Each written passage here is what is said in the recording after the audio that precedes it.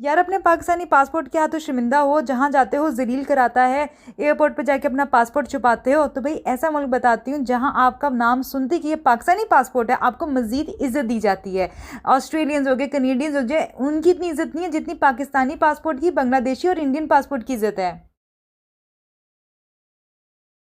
यार ये है कंट्री नेपाल, जी हाँ। और यहाँ पर आपको वीज़ा ऑन अराइवल भी मिलता है, आपको पहुँच के वीज़ा मिलता है, आप ऑनलाइन भी अप्लाई कर सकते हो। और रही बात जहाँ आपकी इंडियन और पाकिस्तानी पासपोर्ट की, मलेशिया का जिक्र कर लें, थाईलैंड का जिक्र कर लें, किसी भी बाली, इंडोनेशिया का।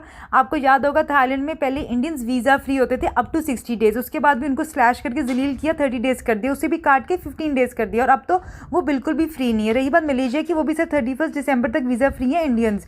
तो भाई मैं आपको ऐसा मुल्क बता दिया, आपको नेपाल, जहाँ पे आपकी आओ भगत होगी।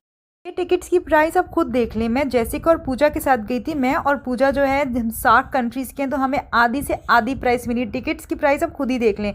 जैसिका मैडम जो है उनको डबल ट्रिपल बल्कि चार्ज हो रहा था, जहाँ 2000 उनको चार्ज हो रहा था जैसिका मैडम को, वहाँ मुझे और पूजा मैडम को आधी से आधी प्राइस 300 500 इस तरह से देने पड़ रहे थे। तो यार ये फ़ायदा है इस मुल्क का, हमें तो हर जगह जैसे समझो ऑलमोस्ट फ्री। और क्योंकि भाई मैं पाकिस्तानी, थोड़ी बहुत नेपाली भी लग रही थी, तो सब मुझसे नेपाली में बात करके मुझे बल्कि 30 रुपीज़ वाला टिकट भी दे रहे थे। लेकिन मैं ज़रा ऑनेस्ट हूँ और मैंने कहा कि honest is the best policy. नहीं जी, मैं नेपाली नहीं हूँ, मैं पाकिस्तानी हूँ। और फिर ये देखिए हर जगह आपको इतने लोग रिस्पेक्ट कर रहे थे, आपकी इज़्ज़त करते। भाई आप इंडिया, आप इंडियंस हो, पाकिस्तानी हो, बांग्लादेशी हो, आए दिन हम देखते हैं कनाडा में वो कहते हैं जो आप अपने मुल्क में चले जाओ, ये इधर क्यों आप कूड़ा करकट कर रहे हो, फलाना टमकाना। तो भाई जहाँ इज़्ज़त ना हो ना वहाँ एक कदम भी ना रखो, आप इधर आ जाओ। और आपको देखो इतनी ज़्यादा इज़्ज़त देते हैं। और रही बात थाईलैंड की, तो आपको याद ही होगा कि यार पहले वो वीज़ा फ्री होता था भाई इंडियंस के लिए, अब तो उनके लिए भी उन्हें छोड़ दिया कि भाई ये वीज़ा फ्री उनको नहीं करना। तो भाई ऐसे मुल्क में आप आ जाओ जहाँ आपकी इज्जत है। और यकीन मानो मुझे ऐसी वीआईपी ट्रीटमेंट दे रहे थे कि मैं शर्मिंदा भी हो रही थी कि यार मुझे ऐसा वीआईपी क्यों महसूस करा रहे हैं। और यहाँ पर सबसे इंटरेस्टिंग चीज़ ये है कि यहाँ पर लोग बहुत ज़्यादा रिलीजियस हैं। आप हर घर के बाहर कोई मंडालाज या मंडालाज देखेंगे, वहाँ पे लोगों ने रंगोली जैसी चीज़ें भी बनाई हुई हैं, वहाँ पे लोगों ने फूल चावल चीज़ें भी डाली हुई हैं, थोड़ी अगरबत्ती, अगरबत्ती तो खैर बहुत ज़्यादा खुशबू है अगरबत्ती की। जिस घर के आगे से गुजरेंगे, जिस दुकान के आगे से गुजरेंगे, आपको अगरबत्ती की स्मेल आएगी। इवन कि आप जब घर आएंगे तो आपके कपड़ों में से भी एक अगरबत्ती की जो खुशबू होती है वो आती रहेगी। और उसके अलावा आप देखेंगे मिर्चें, नींबू, ये हर चीज़ सड़क के बाहर भी पड़ी होती है और दुकानों के ऊपर भी लटकी होती है। और मैंने अपनी हिंदू दोस्त से पूछा, पूजा से, कि ये क्यों उन्होंने लटकाए हुए हैं। तो वो कहती नज़र से बचने के लिए, ईवल से बचने के लिए, ये ईवल एनर्जी से बचने के लिए ये लोग मिर्ची और नींबू लगाते हैं। और जो मंडालाज हैं ये भी इन्होंने गुड लक के लिए लगाया हुआ है। और हर आपको गली गली कूचे कूचे में कोई ना कोई मंदिर मिलेगा, कोई ना कोई टेम्पल मिलेगा। ये लोग बहुत ज़्यादा रिलीजियस हैं। और सबसे मज़े की चीज़, यहाँ पे मोमोज़ बड़े ही ऑथेंटिक हैं, आपको फ्राइड भी मिलेंगे और स्टीम भी। ज़्यादातर तो पूजा मैडम मोमोज़ ही खाती रही है और काठी रोल खाती रही है, पता नहीं इसको काठी रोल कहते हैं या कत्थी रोल कहते हैं, लेकिन वो बहुत ज़्यादा खाती रही और वाकई क्वालिटी बहुत अच्छी थी। सबसे इंटरेस्टिंग चीज़ ये थी कि हम जहाँ ठहरे हुए थे वहाँ पे हलाल रेस्टोरेंट्स बहुत ज़्यादा थे, यानी कि हमारी गली में 1/10 नहीं बल्कि 8/10 जो है ना हलाल रेस्टोरेंट्स थे। तो ऑप्शंस बहुत ज़्यादा थी, बांग्लादेशी खाने थे, इंडियन खाने थे और पाकिस्तानी खाने ज़्यादा थे। यहाँ पर लोग इंग्लिश बहुत अच्छे से समझते हैं और हिंदी भी, जैसे कि उर्दू की आप बात कर लें। लेकिन ये कि हिंदी जो है कुछ लोग ज़्यादा घबरा जाते हैं, इंग्लिश बोलो तो ज़्यादा नहीं घबराते, लेकिन हिंदी इनके लिए बहुत, यानी कि ऐसी लैंग्वेज है कि अगर आप बोलोगे थोड़ा बहुत लोग शर्मा जाते हैं। लेकिन क्रेडिट देना चाहिए यार, ये लोग हिंदी बोल लेते हैं, इंग्लिश बोल लेते हैं। मैंने एक शख्स से पूछा आप हिंदी क्यों कैसे बोल लेते हो, आपके तो स्कूल में हिंदी नहीं पढ़ाई जाती। तो उसने कहा हम बॉलीवुड मूवी देखते हैं। तो मैंने उससे पूछा कि आप और क्या जानते हो बॉलीवुड मूवी के बारे में। तो उसने उल्टा मुझसे सवाल किया कि आपको मालूम है कि ऐसी नेपाल की कौन सी लड़की है जिसने जाके बॉलीवुड में इतना बड़ा नाम कमाया। मुझे नाम नहीं पता था। फिर मैंने कहा और हिंट दो, तो उसने कहा 90s की अदाकार है। फिर मेरे जहन में आया वो मनीषा कुराला है जिसने 90s की दहाई में इतना बड़ा नाम कमाया, फ्रॉम नेपाल। से ज़्यादा अजीब बात बताऊं क्या थी, अजीब व गरीब मेरे लिए, कि वो कि गोश्त की दुकानें जहाँ पे रात को खुली रहती हैं, यानी आधी आधी रात को ये लोग गोश्त काट के आपको बेचते हैं। ना सिर्फ ये, औरतें भी गोश्त काटती हैं और वो भी दुकान लगाती हैं गोश्त की, सब्ज़ी की।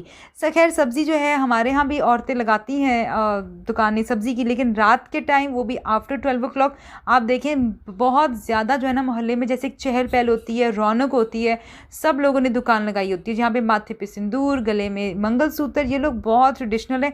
और सबसे अच्छी बात यह है कि इन लोगों के अखलाक जेन्युइनली बहुत अच्छे हैं, यानी कि सही मायनों में ये लोग बहुत अकोमोडेटिव हैं।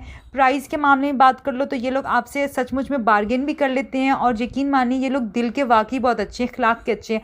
वरना कुछ मुल्क तो है ना, कहते हैं कि ये लोग बड़े अच्छे हैं, ये तो बहुत स्माइल करते हैं। भाई स्माइल हमें नहीं चाहिए, हमें वाकई वो लोग चाहिए जो अकोमोडेटिव हैं। इनके फल वाले जो लड़के थे वो भी इतने अच्छे थे, जो सब्जी वाली औरतें वो भी इतनी अच्छी थी। सभी लोग यहाँ पे बहुत अच्छे हैं। यहाँ पे सब इवन सिक्योरिटी के लोग अच्छे से बात करते हैं आपसे। मुझे जिस चीज़ पे सबसे ज़्यादा हंसी आ रही थी वो थी भी टाइम डिफरेंस। हर मुल्क में एक एक घंटे का टाइम का डिफरेंस होता है। जैसे कि ओ क्लॉक की मैं बात कर रही हूँ, यहाँ पे 15 मिनट का डिफरेंस है। जैसे कि अगर पाकिस्तान में 5 o'clock हो रहे हैं तो खटमंडू में 5:45 हो रहे होंगे और इंडिया में 5:30। तो मैंने ड्राइवर से पूछा कि यहाँ पे 15 मिनट का डिफरेंस क्यों है इंडिया और नेपाल के अंदर, हालांकि नेबरिंग कंट्रीज़ हैं। तो उन्होंने कहा यही आइडिया है हमारा, यही मकसद था कि नेपाल कभी नहीं चाहता था कि नेबरिंग कंट्रीज जैसे सेम टाइम हो, तो इसलिए उन्होंने स्पेशली अपना स्टैंडर्ड टाइम ही 15 मिनट अलग रखा है इंडिया से। और सबसे मज़े की बात यह है कि यहाँ पे मैंने सुना है ऊबर वगैरह जो आप मंगवाते हैं गाड़ियाँ, वो रिलायबल नहीं है, वो आते आते टाइम लगा देती हैं या बहुत कैंसिलेशन करती हैं। तो मुझे किसी ने कहा था लोकल गाइड ने कि आप मैडम कोशिश करें आप लोकल टैक्सीज़ लें। लोकल टैक्सीज़ वाले लोग बहुत अच्छे थे, और सबसे अच्छी चीज़ ये थी कि इनकी इंग्लिश बहुत अच्छी थी, और इसके अलावा आप हिंदी में भी बात कर सकते हो, इनकी हिंदी भी बहुत अच्छी थी। और इन ड्राइवर्स की सबसे इंटरेस्टिंग बात ये थी कि भाई गाड़ी में भी सब लोगों ने कुछ ना कुछ रिलीजियस लगाया हुआ था। लेकिन एक चीज़ थी कि यहाँ पे गाड़ी में एसी किसी की गाड़ी में नहीं था। जैसे कि अगर आपको पोल्यूशन बहुत ज़्यादा महसूस हो, आपको लगे कि बहुत ज़्यादा धुआं आ रहा है ट्रक्स का, बसेस का, लोकल ट्रांसपोर्ट का, तो वो आपको डबल ट्रिपल मास्क पहनने पड़ते हैं। और भाई हमारी जो दोस्त जेसिका मैडम है वो यहाँ पे आके मैकडॉनल्ड्स करती है। मुझे मैकडॉनल्ड्स खाना है, ना इंडियन फूड खाना है, ना पाकिस्तानी फूड खाना है, ना बांग्लादेशी फूड खाना है।